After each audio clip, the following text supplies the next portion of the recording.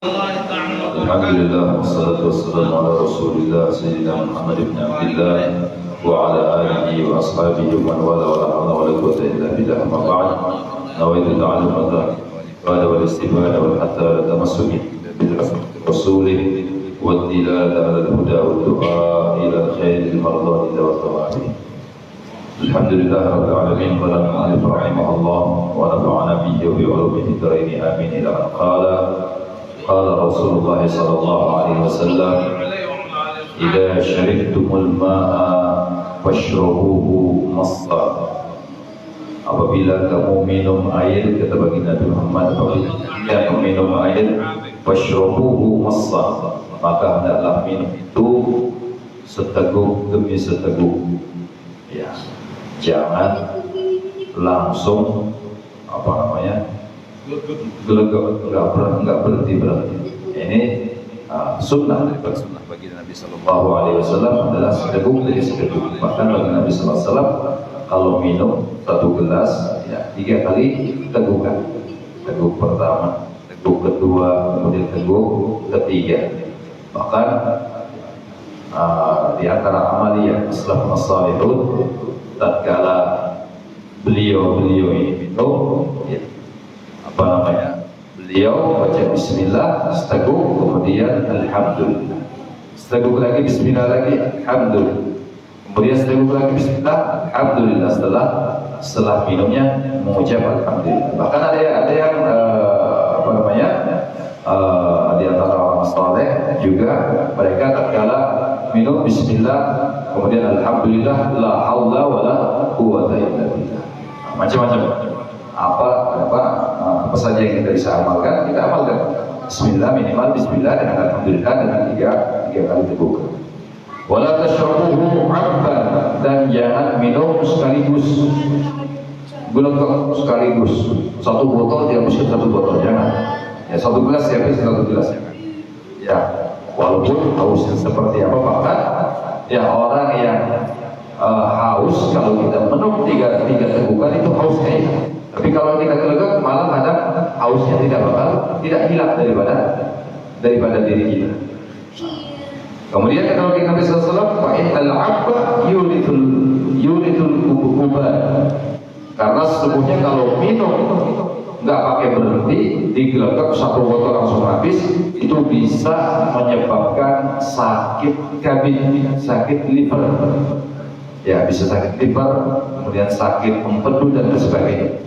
Ini diantara kalau kita minumnya itu langsung satu tegukan, jadi bisa mengakibatkan sakit liver. Naudzubillah.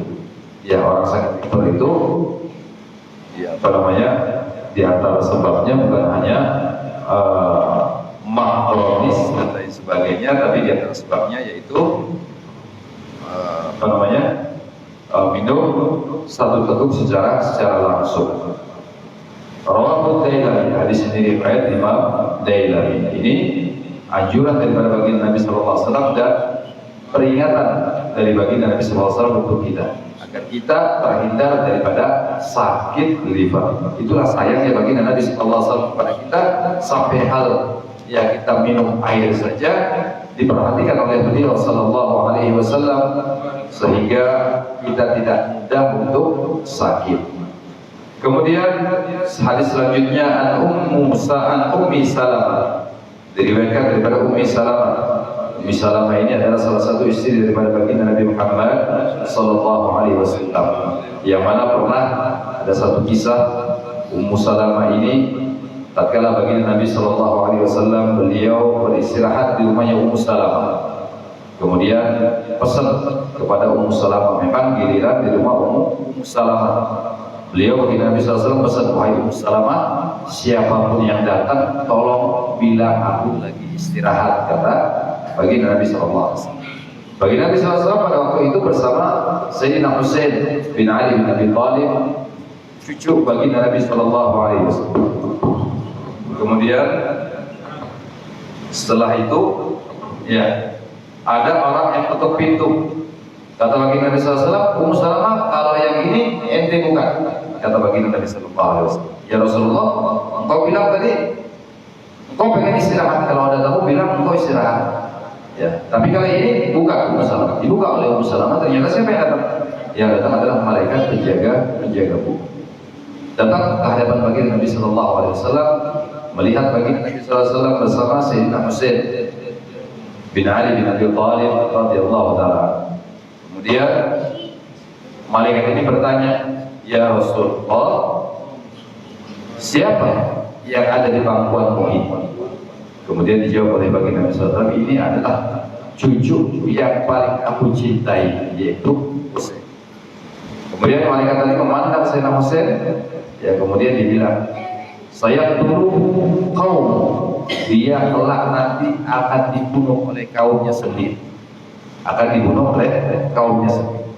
Kemudian malaikat itu keluar, beberapa saat setelah keluar kembali lagi ke hadapan baginda Nabi SAW dengan membawa tanah.